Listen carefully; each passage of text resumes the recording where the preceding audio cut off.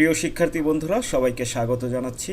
এই ভিডিওতে তোমাদের জন্য রয়েছে ঢাকা বোর্ড 2025 সালে এসএসসি পরীক্ষায় আগত ইংরেজি প্রথম পত্র প্রশ্ন এবং তার সমাধান।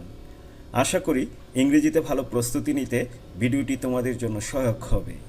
তাহলে চলো বন্ধুরা, শুরু করা যাক। তোমরা নিশ্চয়ই অবগত আছো, 3টি প্যাসেজ থাকে, 2টি প্যাসেজ টেক্সট বুক থেকে এবং 1টি প্যাসেজ টেক্সট বুকের বাইরে থেকে।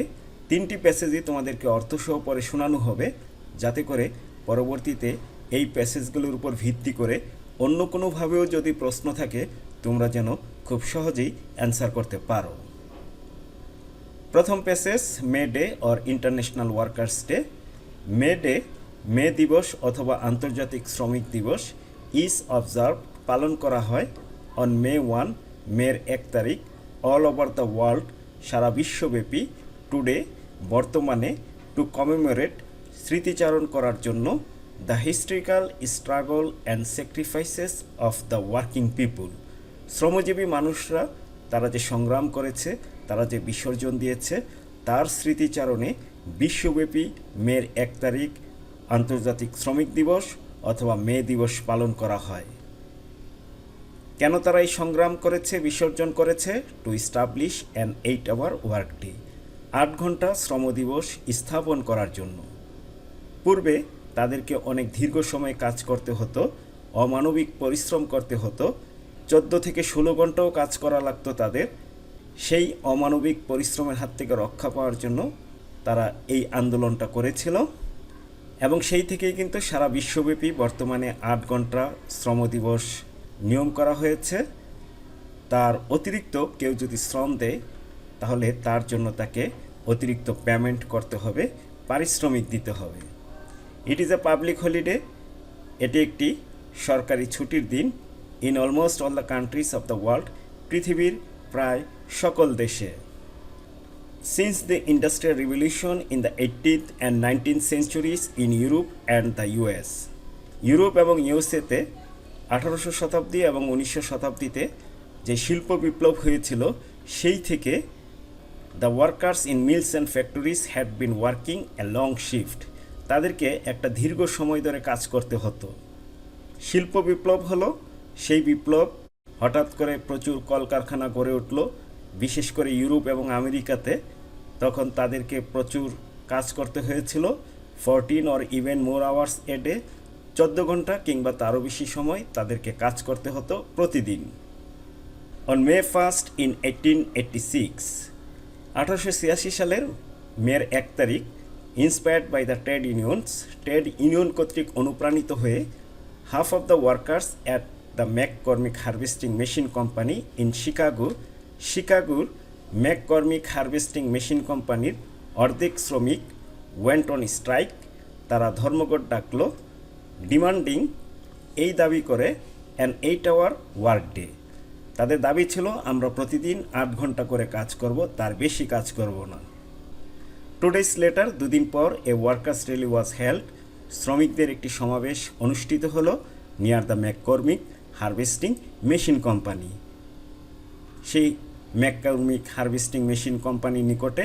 And about 6,000 workers joined it, প্রায় 6,000 শ্রমিক তাতে যোগদান করল।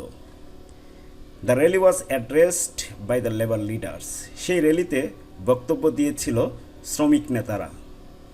দে urge the workers to stand together, তারা শ্রমিকদেরকে আহ্বান জানালো একসাথে প্রতিবাদ করার জন্য, একসাথে থাকার জন্য, to go on with their struggle, তাদের সংগ্রাম চালিয়ে নেওয়ার জন্য, and not to give in to their buses, এবং বসদের কাছে আত্মসমর্পণ না করার জন্য। গিভ ইন টু মানে হলো আত্মসমর্পণ করা, not to give in to আত্মসমর্পণ করবে না, টু দেয়ার বসেস তাদের বসদের কাছে। জাস্ট অ্যাট দিস মুমেন্ট, ঠিক সেই মুহূর্তে, some strike breakers started leaving the meeting place, কিছু ধর্মঘট ভঙ্গকারী আন্দোলনের স্থল ত্যাগ করছিল, মিটিং স্থল ছেড়ে চলে যাচ্ছিল। অন্য যারা স্ট্রাইকার ছিল, অন্য যারা ধর্মঘটকারী ছিল, the strikers went down the street to bring them back, অন্যরা চলে গেল তাদেরকে ফিরিয়ে আনার জন্য। Suddenly about 200 policemen attacked them with clubs and revolvers. হঠাৎ করে প্রায় 200 পুলিশ তাদের উপর আক্রমণ করলো রিভলভার এবং লাঠির মতো এক ধরনের অস্ত্র দিয়ে। One striker was killed instantly, একজন সাথে সাথেই মারা গেল। 5 or 6 others were badly injured, এবং 5 থেকে 6 জন মারাত্মকভাবে আহত হলো। The events of May 1, 1886 are a reminder. 1886 সালের মের 1 তারিখের যে ঘটনাগুলো সেগুলো হলো একটা রিমাইন্ডার হলো এমন জিনিস যেটা অতীতের কিছু স্মরণ করিয়ে দেয় বা কোনো ঘটনা স্মরণ করিয়ে দেয়। কি ঘটনা স্মরণ করিয়ে দেয়? That workers will continue to be exploited, শ্রমিকরা বঞ্চিত শোষিত হতেই থাকবে আনটিল দে স্ট্যান্ড আপ, যতক্ষণ না তারা প্রতিবাদ করবে, অ্যান্ড স্পিক আউট, এবং কথা বলবে, to gain better working conditions, better pay and better lives, উন্নত জীবন, উন্নত স্যালারি এবং ভালো কাজের পরিবেশের জন্য যতক্ষণ না তারা কথা বলবে ততক্ষণই তারা বঞ্চিত হতে থাকবে, শোষিত হতে থাকবে। শিক্ষার্থী বন্ধুরা, এখন আমরা এমসিকিউগুলো সমাধান করব। Where is May day observe today? বর্তমানে কোথায় মে ডে পালন করা হয়? আমরা প্যাসেজে কিন্তু দেখেছি অল ওভার দ্য ওয়ার্ল্ড, বিশ্বব্যাপী পালন করা হচ্ছে মে দিবস। তাহলে অপশন 4 হবে right answer. The policeman attack the strikers on. মের 1 তারিখে তারা ধর্মঘটে গিয়েছিল এবং মের 3 তারিখে তারা একটা র্যালি করেছিল, সেখানেই পুলিশ কিন্তু আক্রমণ করেছিল। সেখানে তারিখ উল্লেখ নাই, 2 দিন পরে মের 3 তারিখে হয়। Who followed the call of trade unions? Trade union যে আহ্বান করেছিল, কারা সেটাকে অনুসরণ করেছিল? কৃষকেরা, শ্রমিকেরা, মালিকেরা, ধর্মঘটকারীরা। অবশ্যই ধর্মঘটকারীরা, তারা তাদের কথা শুনেছে বিদায়ী তো তারা ধর্মঘটকারী হয়েছে। Who used the clubs and revolvers? অবশ্যই পুলিশ এগুলো ব্যবহার করেছিল। Right answer option 4। May Day events occurred in? 1886 সালের ঘটনা এটা, তার মানে হলো এটা 19th সেঞ্চুরি। 19th সেঞ্চুরি বলতে 1801 থেকে 1900 সাল পর্যন্ত যে সময়, সেটাকে 19th সেঞ্চুরি বলা হয়। যদি 20th সেঞ্চুরি বলা হয় তাহলে 1901 থেকে 2000 সাল পর্যন্ত সেটা 20th সেঞ্চুরি, আর 2001 থেকে 2100 সাল পর্যন্ত 21st সেঞ্চুরি। আমরা এখন 21st সেঞ্চুরিতে বসবাস করছি। Right answer option 2। The word commemorate means? Commemorate অর্থ হলো কোনো কিছু স্মৃতিচারণ করে, উদযাপন করা। রিমেম্বার অ্যান ইভেন্ট, অপশন 3-তে রাইট অ্যান্সারটি রয়েছে। Which of the following best describes the workers before May 1, 1886? 1886 সালের মের 1 তারিখের আগে শ্রমিকরা কোন অবস্থায় ছিল? বঞ্চিত ছিল, উপকৃত ছিল, সম্মানিত ছিল, সুযোগ সুবিধা প্রাপ্ত ছিল। অবশ্যই তারা বঞ্চিত ছিল, অপশন 1 হবে রাইট অ্যান্সার। এরই মাধ্যমে এমসিকিউগুলো শেষ হলো। এখন আমরা এই যে 5টি প্রশ্ন রয়েছে, এই 5টি প্রশ্নের উত্তর নিয়ে আলোচনা করব। What did the workers struggle for? শ্রমিকেরা কিসের জন্য আন্দোলন করেছিল? ইতিমধ্যে আমরা জেনেছি 8 ঘন্টা শ্রম দিবসের জন্য তারা আন্দোলন করেছিল। To establish an 8 hour work day. এই অংশটা আমরা প্রশ্ন থেকে সেন্টেন্স নিয়ে যুক্ত করে দিব।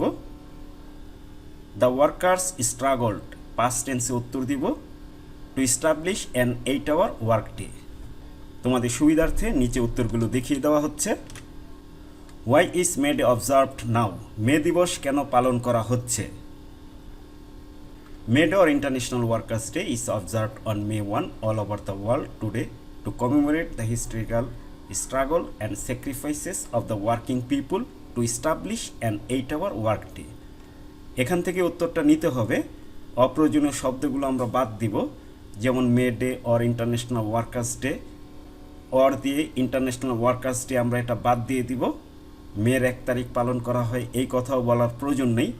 আমাদের প্রশ্ন করেছে কেন পালন করা হয়, তাহলে আমরা সরাসরি এখানে চলে আসব। To commemorate the historical struggle and sacrifices of the working people.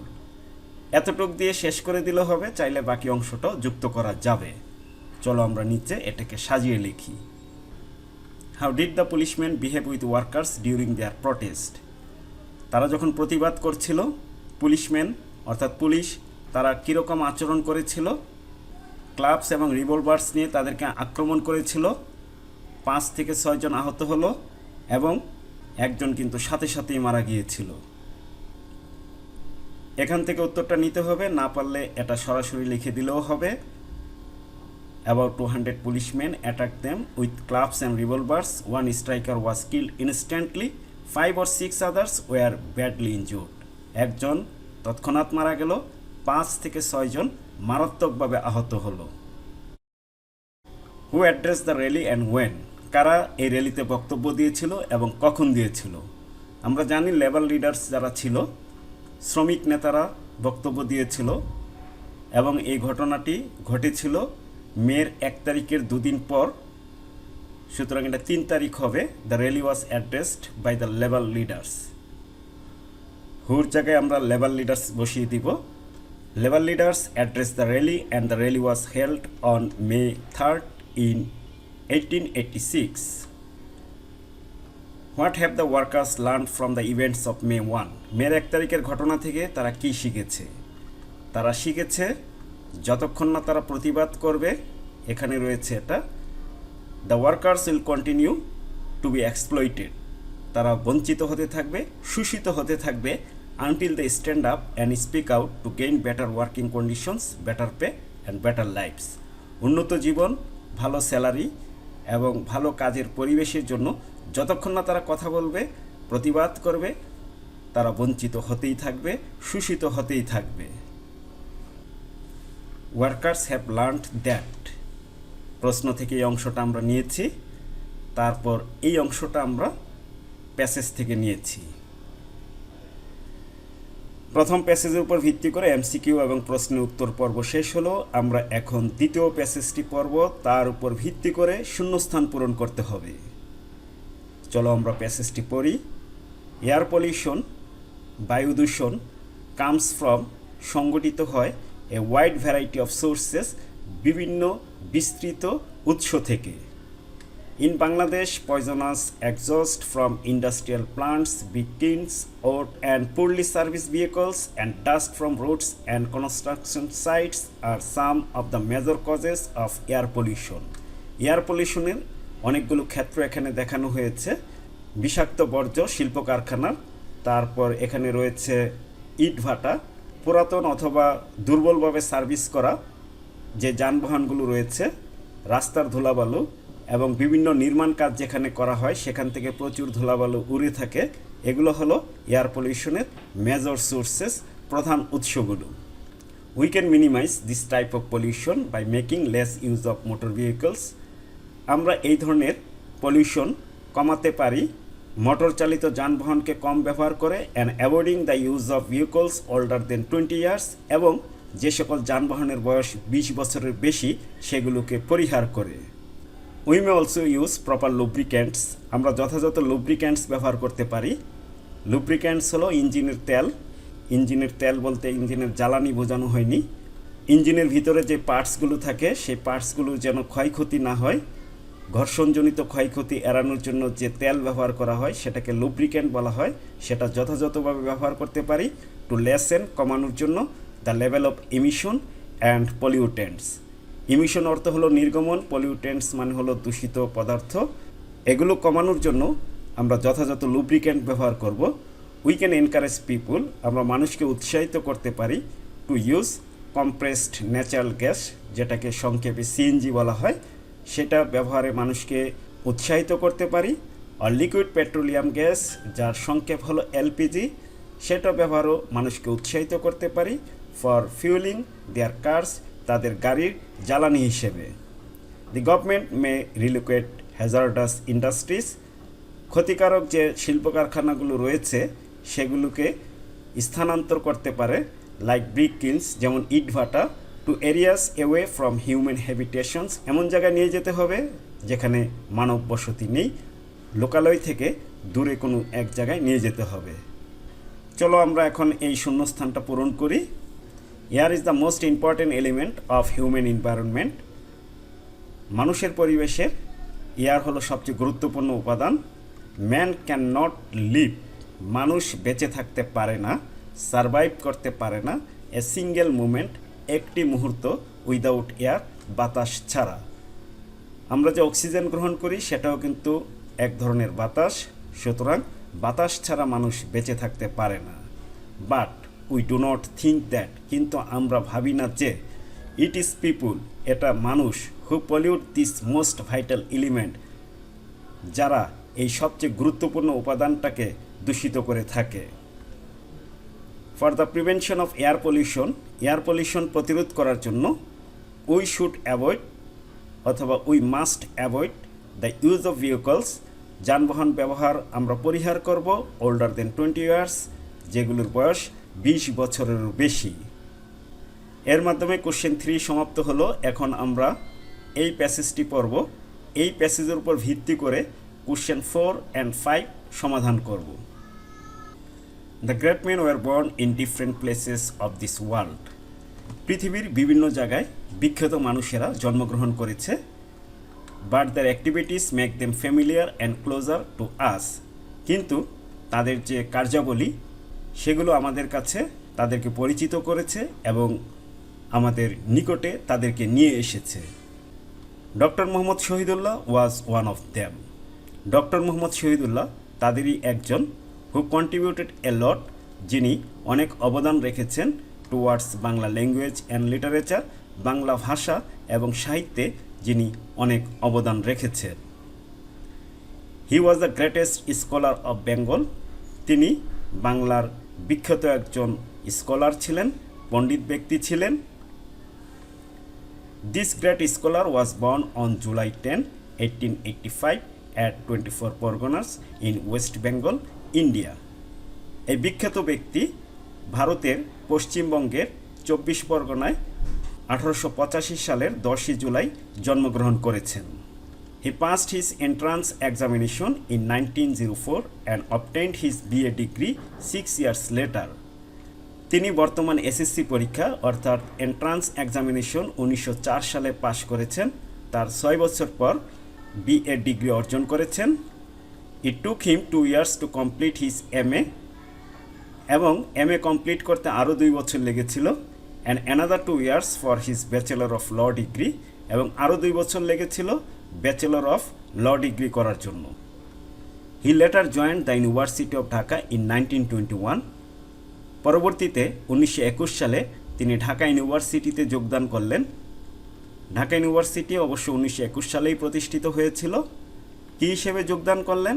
As a professor of Sanskrit and Bengali, Bangla এবং সংস্কৃতর প্রফেসর হিসেবে যোগদান করেছিলেন। He was awarded the doctorate degree from Sorbonne university, Paris in 1928। 1928 সালে প্যারিসের সরবর্ন ইউনিভার্সিটি থেকে তাকে ডক্টরেট ডিগ্রি প্রদান করা হয়। বাংলা সাহিত্যের কথা, the first well arranged history of Bengali literature, Bangla সাহিত্যের কথা, যেটা বাংলা সাহিত্যের সবচেয়ে সুন্দরভাবে সাজানো ইতিহাস, এই বইটি ওয়াজ কম্পোজড, রচনা করা হয়েছে বাই হিম, তার দ্বারা, and it was published in 1953, এবং এই বইটি বাংলা সাহিত্যের কথা বইটি 1953 সালে প্রকাশ করা হয়েছে। তাহলে এই যে বইটি বাংলা সাহিত্যের কথা, বাংলা সাহিত্যের সাজানো গোছানো ইতিহাস নিয়ে প্রথম লেখা বই। This great scholar remained busy with his work till he became seriously ill in 1967। 1967 সালে মারাত্মক অসুস্থ হওয়ার পূর্ব পর্যন্ত তিনি তার কাজে ব্যস্ত ছিলেন। And was confined to bed for about 2.5 years, এবং 2.5 বছর তিনি বিছানায় শায়িত ছিলেন। He breathed his last on July 13, 1969 in Dhaka. 1969 সালের 13 জুলাই ঢাকায় তিনি শেষ নিঃশ্বাস ত্যাগ করলেন, মৃত্যুবরণ করলেন। We remember him with great respect and gratitude, আমরা তাকে স্মরণ করি অনেক সম্মান এবং কৃতজ্ঞতার সাথে। এখানে যে ইনফরমেশনগুলো রয়েছে তার উপর ভিত্তি করে আমরা এখন এগুলো পূরণ করব। আমরা উপরের টাইটেলগুলো ভালোভাবে খেয়াল করব, কারণ যেখানে যেটা চাবে তখনই আমরা উপরের টাইটেলে চলে যাব। ডক্টর মোহাম্মদ শহীদুল্লাহ 1904 সালে কি ঘটনা ঘটেছে আমরা দেখব প্যাসেজ অনুযায়ী আমরা দেখতে পাচ্ছি he passed his entrance examination in 1904। তার মানে তিনি এসএসসি পাস করেছেন, passed his entrance examination. His বাদ দিয়ে আমরা লিখে দিব পাসড এন্ট্রান্স এক্সামিনেশন, এটাই হবে প্রথমটার উত্তর। দ্বিতীয় আবারও অ্যাক্টিভিটি চেয়েছে 1912 সাল। 1912 সাল মানে হলো 8 বছর পর, তাহলে আমাদেরকে এখানে আবার যেতে হবে। বিএ ডিগ্রি অর্জন করেছেন 6 বছর পর, তারও 2 বছর পর এমএ ডিগ্রি অর্জন করেছেন। 6 আর 2 8, সুতরাং আমরা লিখব কমপ্লিটেড এমএ। হিজ কথাটি বাদ দিয়ে দিব। এর দ্বারা আমরা বুঝতে পারলাম সবসময় যে সাল থাকবে এরকম না, যোগ বিয়োগ করে আমাদেরকে সালগুলো মাঝে মাঝে বের করার প্রয়োজন হতে পারে। 1921 সালে প্রফেসর হিসেবে কোথায় যোগ দিয়েছেন? প্যাসেজ থেকে আমরা জেনেছি ঢাকা ইউনিভার্সিটিতে যোগ দিয়েছেন। প্রতিষ্ঠাকালীন বছরেই তিনি যোগ দিয়েছিলেন। He was awarded the doctorate degree. 1928 সালে তাকে ডক্টরেট ডিগ্রি দিয়েছে। কে দিয়েছে? Sorbonne university, Paris. 1953 সালে কি প্রকাশিত হয়েছে? বাংলা সাহিত্যের প্রথম সাজানো গোছানো বই। বইটির নাম ছিল বাংলা সাহিত্যের কথা। এটাই হবে 5 নম্বর অপশনের অ্যান্সার। কোশ্চেন 5, এতক্ষণ আমরা যে প্যাসেজটি পড়লাম তার সামারি লিখতে হবে, সাজিয়ে গুছিয়ে মূল কথাগুলো লিখতে হবে। 70 থেকে 80 ওয়ার্ড। 1 পৃষ্ঠার বেশি লেখার প্রয়োজনীয়তা নেই, 1 পৃষ্ঠার কম হলেও সমস্যা নেই, তবে কোনোভাবেই অতিরিক্ত লেখা যাবে না। তোমাদের সুবিধার্থে সামারিটি নিচে দিয়ে দিচ্ছি। The passage is about the life and activities of doctor Mohammad Shahidullah. Doctor Mohammad শহীদুল্লাহর জীবন এবং তার বিভিন্ন কার্যাবলী নিয়ে এই প্যাসেজটি। He was a great scholar and linguist of Bangladesh. বাংলাদেশের তিনি একজন ভাষাবিদ এবং স্কলার ছিলেন। This great man was born in 1885। মূল কথা লিখতে হবে। He passed his entrance exam. Entrance exam pass করলেন 19 বছর বয়সে। তারপর উচ্চশিক্ষা অর্জন করলেন। বাংলা ভাষা এবং সাহিত্যে তিনি অনেক অবদান রেখেছেন। This great scholar রোট many authentic and fundamental books of Bengali language and literature. অনেক বই লিখেছেন। This great man passed away in 1969।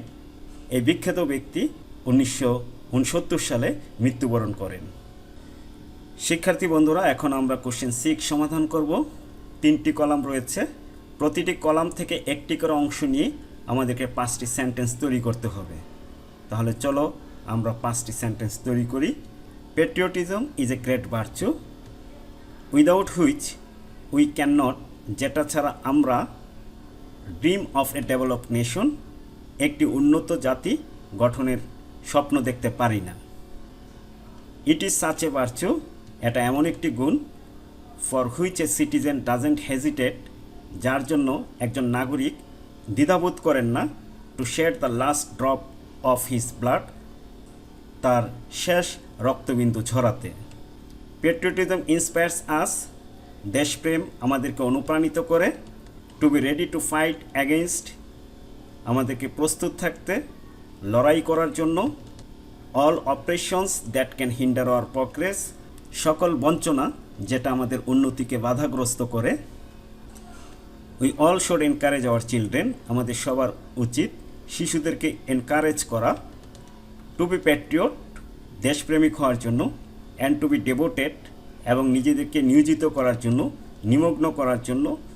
To their respective duties and responsibilities, তাদের নিজস্ব যে দায়িত্ব এবং কর্তব্য রয়েছে সেই দায়িত্ব এবং কর্তব্যে তারা যেন নিজেদেরকে নিয়োজিত করে এবং তারা যেন দেশপ্রেমিক হয়, আমাদের উচিত তাদেরকে অনুপ্রাণিত করা।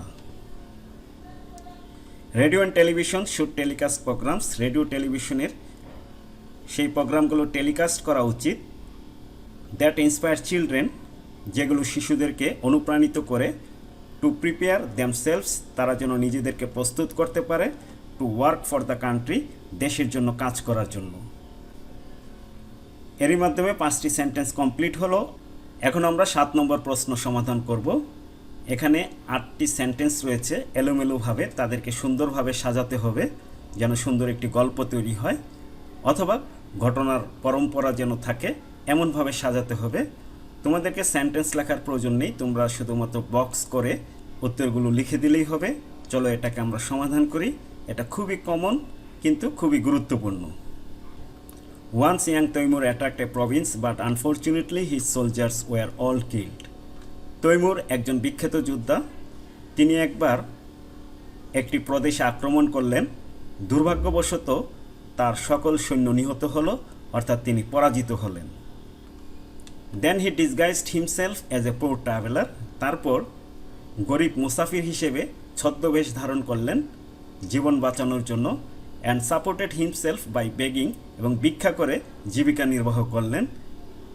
One day he became very hungry and could not get anything to eat. একদিন তিনি খুবই ক্ষুধার্ত হয়ে গেলেন, কোনো কিছুই পেলেন না খাওয়ার জন্য। He came to a house and asked an old woman to give him something to eat. তিনি এক বৃদ্ধ মহিলার বাড়িতে আসলেন এবং তাকে বললেন যে আমি ক্ষুধার্ত, আমাকে কিছু খাবার দাও। The old woman felt pity for him and quickly gave Taimur a full dish of food. সেই বৃদ্ধ মহিলার দয়া হলো, তাকে এক ডিশ খাবার দেওয়া হলো, এক প্লেট খাবার দেওয়া হলো খাওয়ার জন্য। The food was very hot.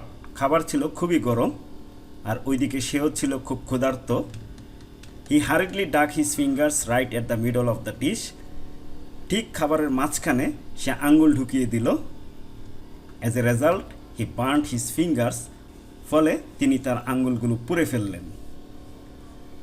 কারণ তিনি খুবই ক্ষুধার্ত ছিলেন, দেরি করার মতো অবস্থা ছিল না, গরম না ঠান্ডা সেটা দেখারও সময় ছিল না, এই জন্য তিনি তাড়াতাড়ি খেতে গিয়ে আঙ্গুলগুলো পুড়ে ফেললেন। প্রিয় শিক্ষার্থী বন্ধুরা, এখন আমরা দেখব রাইটিং পার্টে কী কী ছিল। প্যারাগ্রাফ ছিল, স্কুল ম্যাগাজিন।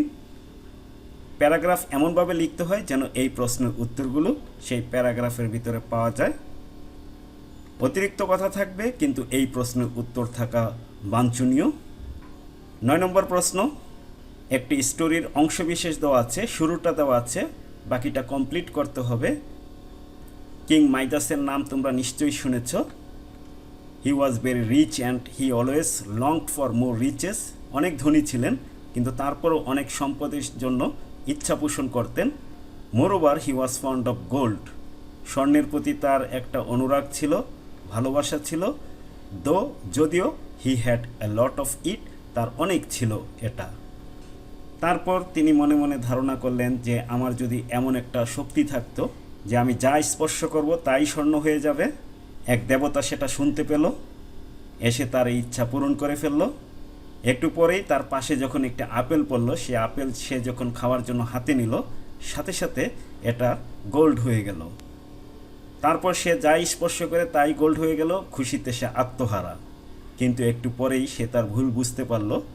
প্রাসাদে ফিরে আসার পর তার ছোট্ট মেয়েটি তার কাছে যখন আসলো, মেয়েকে যখন সে ধরল, তখন মেয়েটি স্বর্ণের স্ট্যাচু হয়ে গেল, মূর্তি হয়ে গেল। সাথে সাথেই অনেক আকুতি মিনতি করল, সে তার ভুল বুঝতে পারল, কান্নাকাটি করল, দেবতার কাছে প্রার্থনা করল তাকে পূর্বের অবস্থায় ফিরিয়ে নেওয়ার জন্য। দেবতারও তার প্রতি মায়া হলো এবং তাকে তার পূর্বের অবস্থায় নিয়ে যাওয়া হলো। কোয়েশ্চেন 10, একটি পাই চার্ট রয়েছে। It shows the percentage of A families household expenditure distributed into different categories. একটি পরিবারের কী কী ক্ষেত্রে অর্থ ব্যয় হয় সেটা দেখানো হয়েছে এই পাই চার্টের মাধ্যমে। Now describe the pie chart in your own words in about 150 words. 150 ওয়ার্ডের ভিতরে সেটা বর্ণনা করতে হবে। You are advised to highlight and summarise the information given in the pie chart. কী কী তথ্য রয়েছে সেটাকে হাইলাইট করতে হবে। যেমন হেলথের জন্য 12% অর্থ ব্যয় হয়, খাবারের জন্য 35%, ঘর ভাড়া এটা সেটার জন্য 20%, 5% সেভিং করা হয়, শিক্ষাক্ষেত্রে 20%, যানবাহন এখানে সেখানে যাওয়া 8%। এই হলো টোটাল খরচ। কোনটায় কম কোনটায় বেশি বা তোমার মতামত সেখানে তুলে ধরতে হবে। Question 11, suppose you are Ahnaf Fayaz, you have a friend named Sanjida Rahman. She informed you about her plan after SSC examination. সে তোমাকে তার SSC পরীক্ষার পর সে কি করবে এটা জানিয়েছে।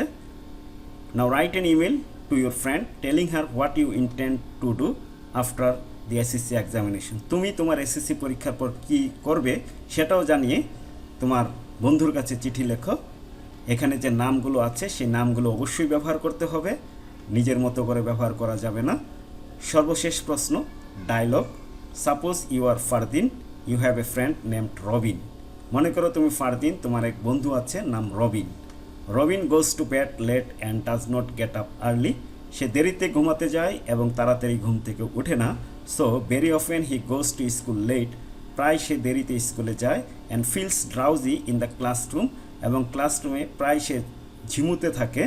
নাও write a dialogue between you and your friend about the importance of early rising. তুমি এবং তোমার বন্ধুর মধ্যে একটি ডায়লগ লিখো আর্লি রাইজিং, তাড়াতাড়ি ঘুম থেকে ওঠার গুরুত্ব সম্পর্কে। প্রিয় শিক্ষার্থী বন্ধুরা, এই ছিল রাইটিং পার্ট 50 মার্কস। আশা করি এই প্রশ্নটি তোমাদের কাজে লাগবে ইংরেজিতে ভালো প্রস্তুতি নেওয়ার জন্য। এছাড়া এই চ্যানেলে রয়েছে বিভিন্ন সালে এসএসসি পরীক্ষায় আগত ইংরেজি প্রথম পত্র এবং দ্বিতীয় পত্রের সমাধান। সবগুলো ভিডিও যদি তোমরা দেখতে পারো তাহলে তোমাদের ইংরেজিতে দক্ষতা বৃদ্ধি পাবে। ইংরেজি প্রথম পত্র নিয়ে একটি প্লেলিস্ট বানানো হয়েছে এবং ইংরেজি দ্বিতীয় পত্র নিয়ে আরেকটি প্লেলিস্ট বানানো হয়েছে। দুটি প্লেলিস্টের লিঙ্ক এই ভিডিও ডেসক্রিপশনে পেয়ে যাবে। পরবর্তী ভিডিও দেখার আমন্ত্রণ জানিয়ে আজকের মতো এখানেই বিদায় নিচ্ছি। সবাই ভালো থাকবে, সুস্থ থাকবে। আল্লাহ হাফিজ।